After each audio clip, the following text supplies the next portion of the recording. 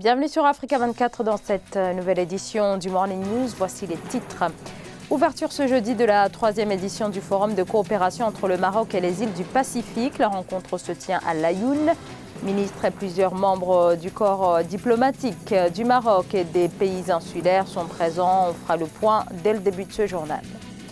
Le Fonds monétaire international entend maintenir la pression sur la République démocratique du Congo. Le FMI exprime ses inquiétudes au sujet de l'exécution du budget 2020 et des prêts que la Banque centrale accorde à l'État. Les méthodes naturelles de régulation des naissances, de plus en plus des couples s'y intéressent, découverte dans ce journal de la méthode de Billings lancée au Bénin. Pour tenter d'enrayer la progression du terrorisme et la dégradation de la sécurité dans la région, l'Union africaine annonce son intention de déployer 3000 militaires au Sahel. La décision aurait été prise début février lors du sommet de l'organisation.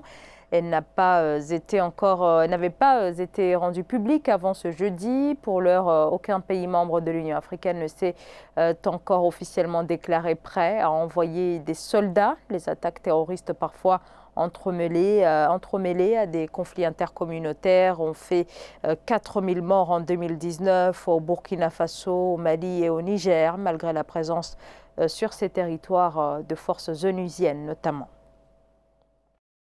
Également Agbeyome Kodjo qui dénonce de faux résultats. Une mascarade électorale se tourne vers la Cour constitutionnelle. L'opposant togolais qui conteste la réélection du président sortant à la présidentielle du 22 février annonce avoir déposé un recours devant la Cour constitutionnelle. L'ancien Premier ministre a obtenu 18,37% des voix contre 72,36% pour le président sortant Faure Gnassingbé selon les résultats provisoires.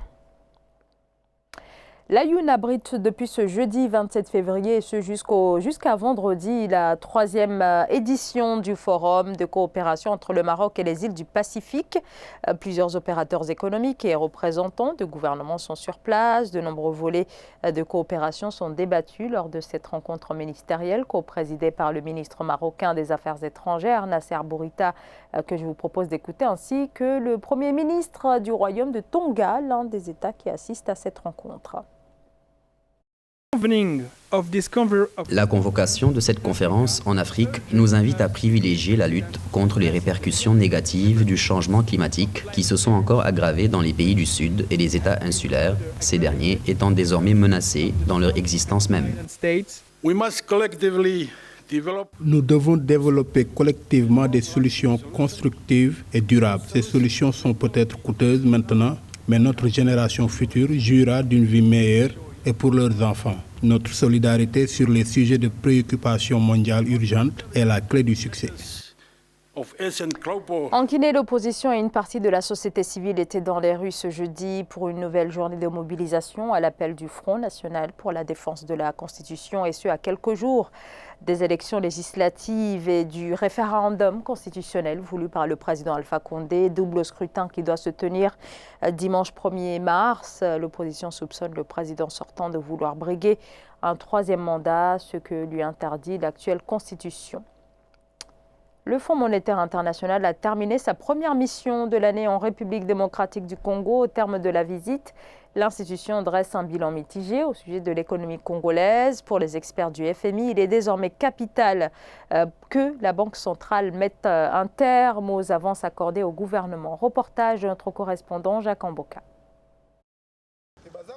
Le Fonds monétaire international tire la sonnette d'alarme. La Banque centrale de la RDC ne devrait plus prêter à l'État. Les dépenses publiques tirées de ces prêts ont conduit à une baisse des réserves de change. Si l'État continue d'emprunter, la Banque centrale risque alors de ne plus détenir de réserves. Au-delà des recommandations qui s'appuyaient sur le financement du budget de l'État situé aux encablures des 10 milliards de dollars, c'est que l'État devrait s'affranchir de la mamelle de la Banque centrale qui tout le temps est obligée de financer, n'est-ce pas, certains besoins du gouvernement. Et cela pose un tout petit peu un problème puisque cela pourrait exposer la RDC à un assèchement de devises. La République démocratique du Congo sollicite le Fonds monétaire international pour un nouveau programme de prêt. L'institution de Bretton Woods a donc exhorté le pays à contrôler ses dépenses et à trouver le moyen d'augmenter ses revenus. Le dernier prêt accordé à la RDC date de 2012. Si donc il n'y a pas de devise dans le circuit de l'économie congolaise, cela pourrait éventuellement déboucher sur le manque de capacité pour ce pays à supporter les importations.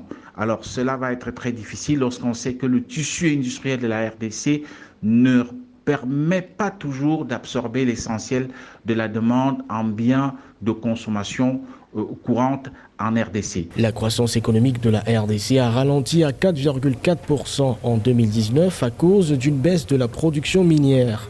En glissement annuel, l'inflation est restée contenue à 4,6%. Focus à présent sur la question de la régulation des naissances et des différentes pratiques comme les méthodes naturelles de régulation des naissances, appelées aussi méthode Billings, qui permet en fonction du cycle naturel de la femme de déterminer si la période est féconde ou pas. Reportage au Bénin signé Lefty Ounou. En vue d'utiliser une méthode naturelle d'espacement des naissances dans son foyer, Laure Akotomé a été formée par le médecin Gisèle Egunleti sur les méthodes naturelles de planification familiale en 1992. Après avoir adopté avec succès la méthode d'ovulation Billings suite à la naissance de sa Benjamine, Laure Akotomé, diplômée en planning familial naturel, s'est engagée à vulgariser la méthode à l'hôpital confessionnel La Croix de Zinvier pour l'épanouissement des couples. Cette action lui a valu la promotion au poste de responsable des méthodes naturelles de planification familiale à 2 ans de sa retraite. Sous la houlette de son mari chirurgien Olivier Salmon, en 2016, elle a créé l'ONG Planning Familial Naturel par la glaise cervicale, Bénin. Nous avons eu des couples qui ont déclaré que grâce à la méthode, ils ont eu des enfants. Nous avons eu 26 couples qui nous ont a prouvé que la méthode a marché. La méthode d'ovulation Billings regroupe entre autres des pratiques traditionnelles africaines, notamment l'hygiène et l'observation de la morphologie féminine. Cette méthode est très utile pour la femme parce qu'elle peut l'utiliser depuis la puberté jusqu'à la ménopause. C'est la seule méthode naturelle qui fait ça. C'est une méthode écologique. L'ONG Planning Familial Naturel par la glaise cervicale Bénin enseigne la méthode de l'ovulation Billings aux couples, mais également les connaissances de base sur la fertilité humaine aux adolescents et adolescentes dans les collèges du Bénin, avec l'approbation des ministères de la Santé et de l'enseignement secondaire.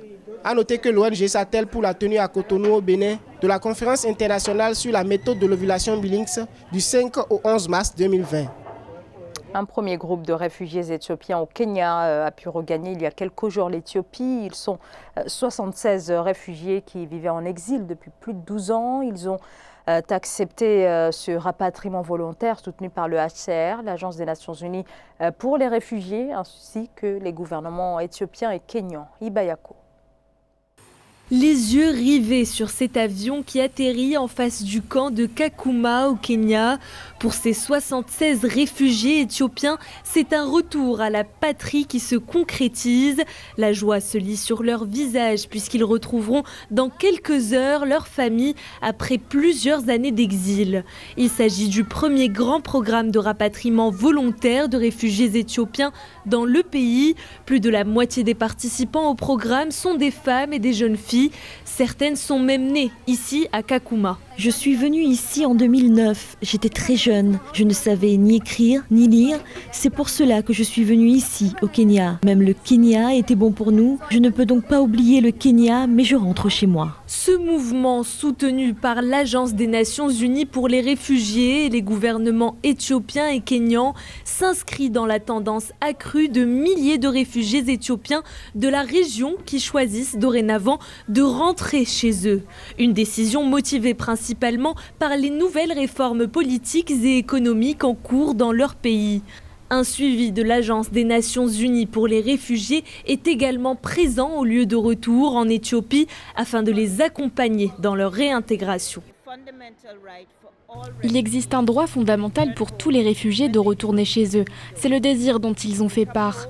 Ils rentrent chez eux et s'installent dans leur famille, dans leur village qu'ils ont dû fuir. Le HCR est vraiment très heureux aujourd'hui pour ces réfugiés. D'autres mouvements de retour volontaires depuis les camps de réfugiés de Kakuma sont prévus dans les mois à venir. Plus de 10 000 réfugiés éthiopiens dans les pays voisins ont exprimé leur désir de rentrer chez eux, y compris ceux qui sont accueillis à Djibouti, au Kenya, en Somalie ou encore au Soudan.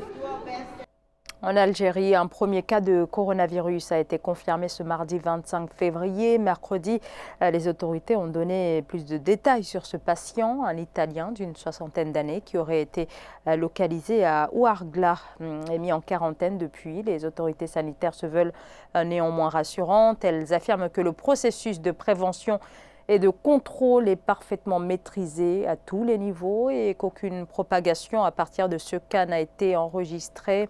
La Chine était jusqu'à peu l'unique foyer de coronavirus, mais la propagation du virus s'est considérablement accrue ces derniers jours avec l'émergence de nouveaux pays sources comme l'Italie ou encore l'Iran. Ce journal a été réalisé par l'ensemble de la rédaction. Merci de votre fidélité. Dans un instant, une nouvelle édition de l'actualité sur Africa 24.